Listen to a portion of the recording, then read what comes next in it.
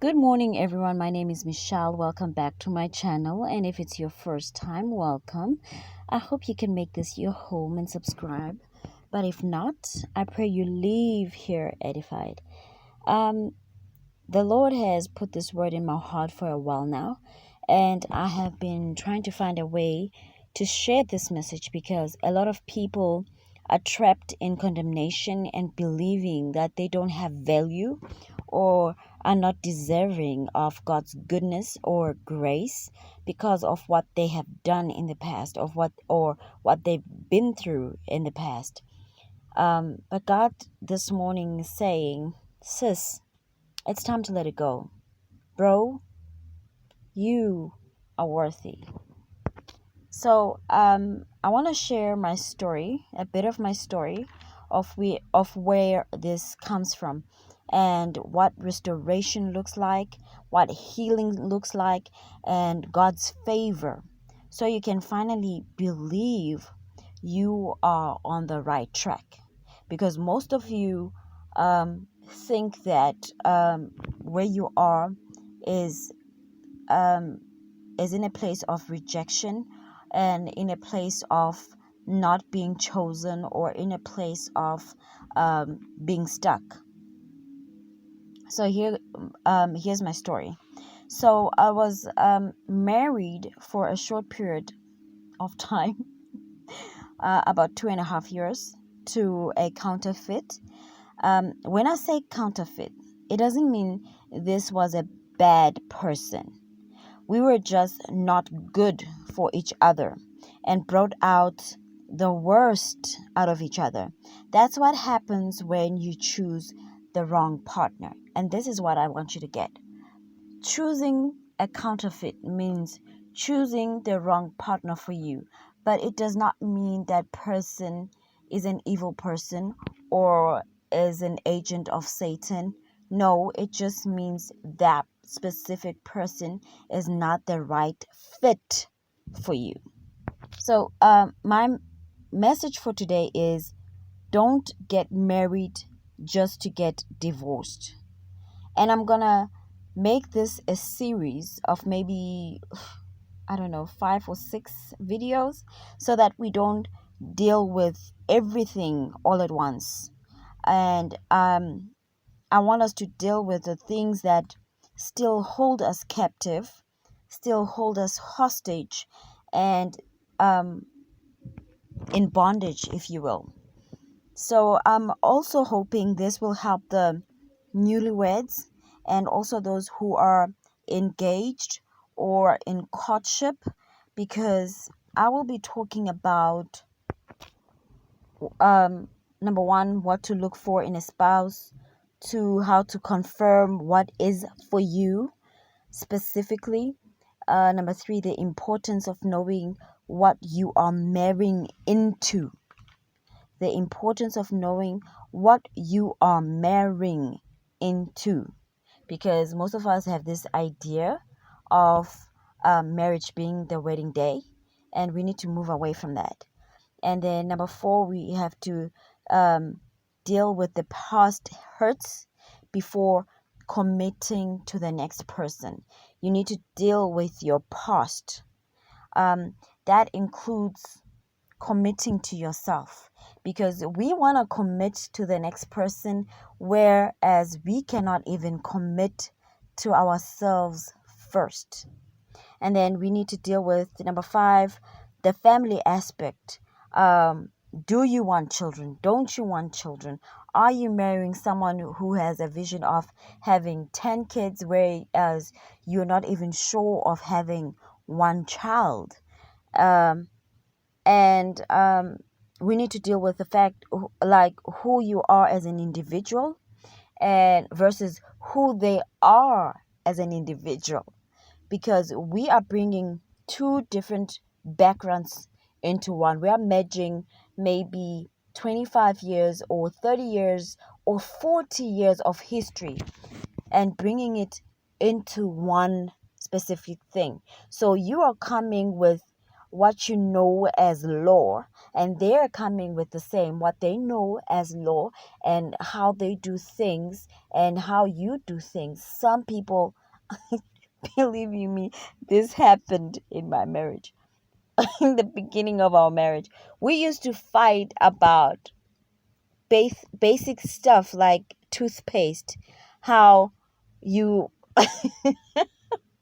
how the other person is just pressing from the top and the other one is pressing the toothpaste from the bottom. So it trust me, these are the things that happen um in a um newly new marriage, newlyweds. These are the things that come with that package. So we need to deal with a lot before you just jump into being married. So we need to also deal with how the past affects your present, because there are some people with childhood trauma that they haven't dealt with and think that by getting married it solves all of these problems that they carry with them.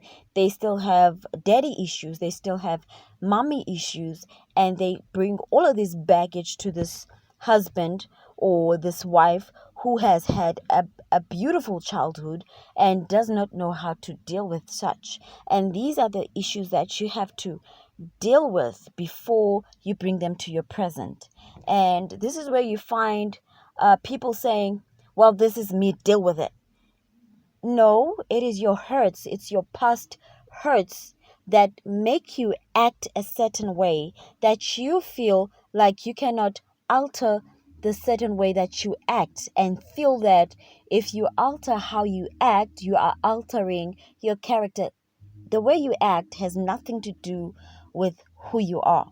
Your character should not be affected by small things such as how you use your toothpaste. That is a minor thing that can be compromised on. I'm not saying compromised on who you are. Compromising who you are means you are basically changing your character to accommodate the next person, changing, being an obedient person to accommodate the next person. That is not what God is asking you to do. There's a difference between the two. And we need for the divorcees coming into a new marriage, you need to deal with the effects of your past divorce. You need to deal with whatever that marriage brought out of you. You need to deal with how your divorce left you as a single mother, broke, in debt, and the hurt you put your child through, because some of you are not ready to deal with how you are creating children that are angry because of what you went through. You took out all of that anger from your previous husband and you put it on your kids. And you are an angry mom. You are an unbearable human being because you do not know how to relate your feelings, or you do not know how to deal with your feelings, and because you are still stuck trying to get out of debt from a marriage that failed 10 or 5 years ago, and you are still angry about it. You need to deal with those emotions, with the physical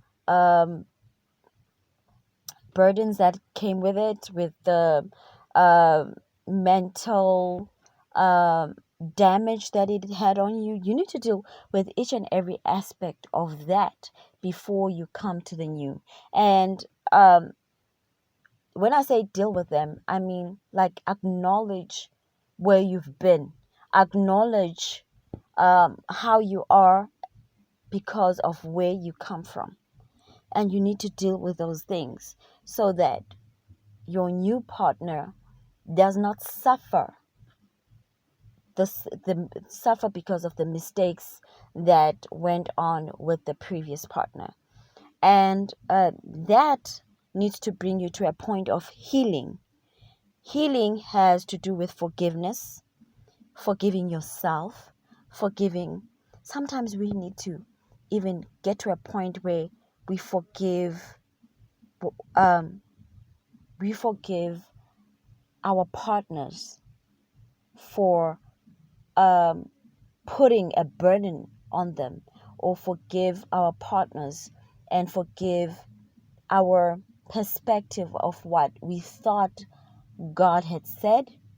Because I'm one of those people who I thought my ex-husband was my God ordained spouse, and not knowing that I was the one dragging him to be the one, and I had to go through a period of forgiving the people that affected me, and asking the Lord to forgive me, and asking my ex-husband to forgive me, and asking my son to forgive me for the position I put everybody in. So these are the kind of things that we need to deal with. And we need to deal with picking up the pieces, what that means, and how you let go of the past so that you can be in the present, and how you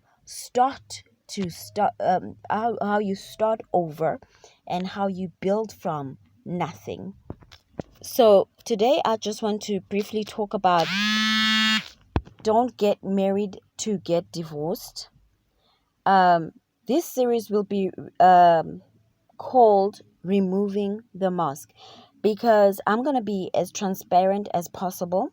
One of the things y'all don't know about me is that I'm an author, and I already wrote this book, Removing the Mask, and it was already published here in South Africa in 2016, and I'm working on making it available on Amazon Kindle as an ebook. So when it's available, I will let you know.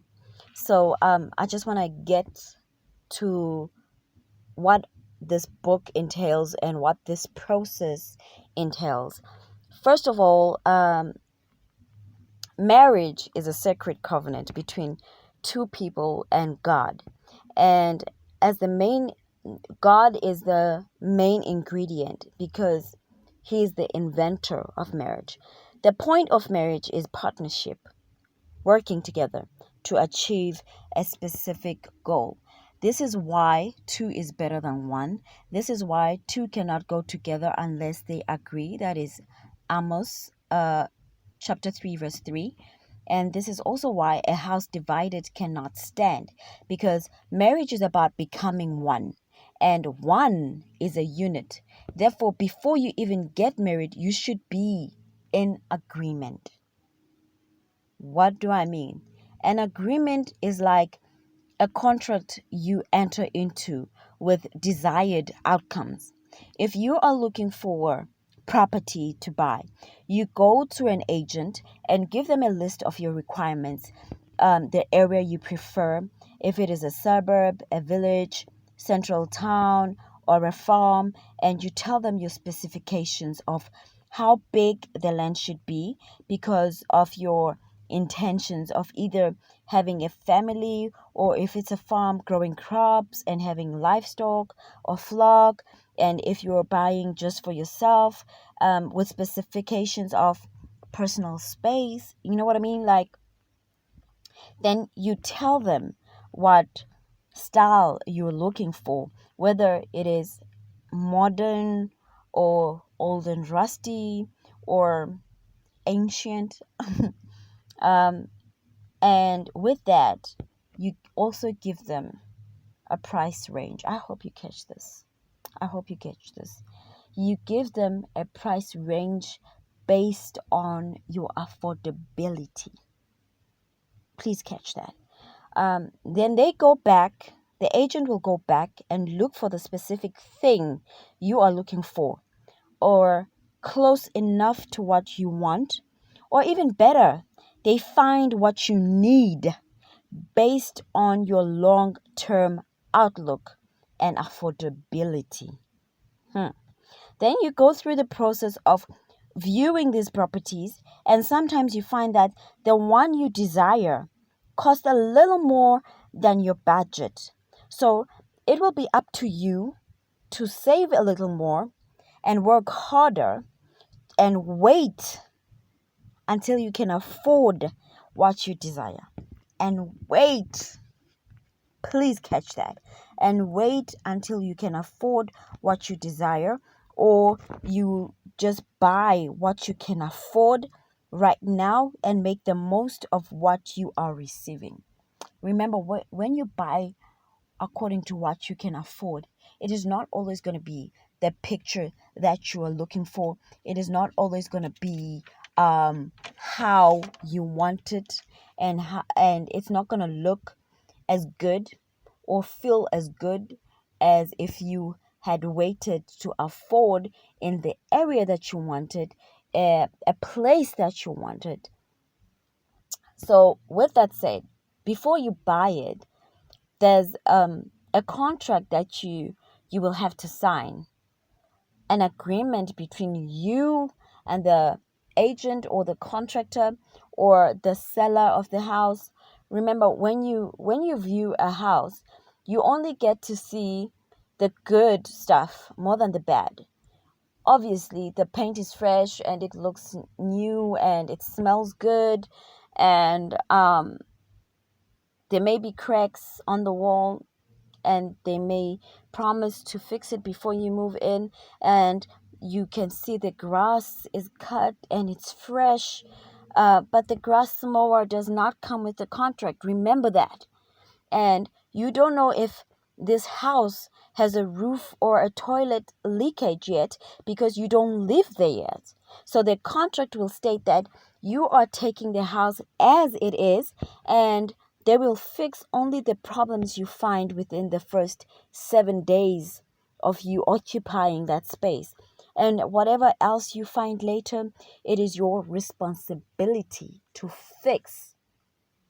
Catch that. It will be your responsibility to fix whatever you find at a later stage. So there are things to understand when you are buying a home or enter into a contract. Number one, the responsibility comes with it. The responsibility comes with that contract. So you don't enter a contract and then just relax and think things are just going to happen by themselves. Number two, you have a choice to buy when you can afford what you can afford, or you have a choice to buy what you want to buy right now, or what is available to you at the price range you can afford right now. And number three, you have the ability. You have the ability to turn that house into a home. You have that ability to do it.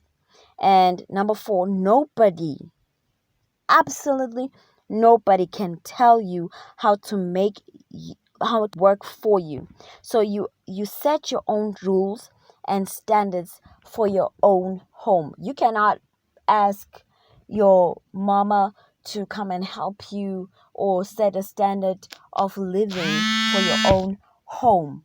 You cannot do that. It is your own home. It is your own house. You have to set the standards. You have to build it from scratch with what you have. This is what marriage is. It comes with responsibility. You have a choice to get in it when you are ready. You have ability to turn it into a home, and nobody can tell you how to have your marriage. So you set your own tone. What marriage is not is flexing. You don't get married just to flex, just to have a ring on your finger, just to post cute pictures with your boo, just because you look compatible together. It's not about that. And a wife is not a maid. She's not something that you tell, okay, clean up here, do this, do that, or whatever. She's not that. She's your partner. And partner means you are able to do what you require in a partner. So if you require a partner that can cook, be sure that you can cook too. It's not the one person's responsibility. Request something that you can be able to offer as well. They are there to do it effectively and better with you. And another thing, a wife is not a trophy to put on your wall just for display. She's a human being there to assist you in each and every step of the way. And if you have two visions in the house, it's not going to work. That's why you have to be equally yoked. And equally yoked does not mean Christian or atheist only. Equally yoked means sometimes it's not about being Christian. If you are, okay, let me make an example. If you are a hardworking, clean, and neat freak and type of a person, and then you marry someone who's just a bum, who wants to sleep all day, they don't have a vision beyond playing a video game for fun and eat and sleep and then demand things from you, then that will set you back and discourage you, because they don't stimulate you mentally or physically, and they turn your space into a dark, lonely, filthy, disgusting space. So you have to have a good balance. If you're dealing with a person that has bad credit but are working towards making it better or clearing it up, then you can work with that, because they fell on hard times, but now they don't live there, and now they're trying to get into a better space, unlike someone who is irresponsible with their finances or irresponsible with their money, and someone who is a hoarder. They just buy things to buy things. They don't buy things out of necessity, then that is different. This is why it is so important to know what you are getting yourself into, because you will find yourself picking battles about dirty dishes instead of dealing with the real problem, and the real problem is a character of this human being you decided to marry. People perish because they lack knowledge. That's what the Bible says. So get knowledge, and with knowledge get understanding, and then acquire wisdom to apply everything. What do I mean? I mean, be honest with yourself right now. Would you marry you? Honestly, would you? Are you a person who does unto others as you would like them to do to you? In the current state that you are living in, would you be okay to marry this version of you? If you clean your house once a week, then you probably still have improvements to do. Okay. Okay, maybe that will apply to you if you are a single person that doesn't have kids and are not always home. Then it's understandable why you have to clean your house once a week. But be very honest with yourself. And there's nothing wrong if you are not domesticated. If you have to pay someone to clean your house because you don't do a great job at it, it's okay, as long as the job is done. Check yourself. Are you really ready to be responsible for another human being? Are you responsible for you? Really? Because you cannot commit to another person if you cannot commit to yourself. You cannot expect me to immediately return your texts or calls if you cannot do the same. Ask what you can give. It's called maturity, people. Maturity. I think I will end it here for today, and we'll probably share the next one on Monday. For this weekend, I want you to go back to your list of what you want from a spouse and see if you are a match of what you requested. Because, honey, if you requested a millionaire, at least have the ability to create millions. At least have the ability to create millions. Let's review our lists and check if we are what we want, and if we are ready for marriage, because some of you are about to become instant parents. Are you ready to love unconditionally? Are you ready to lay your life like Christ did?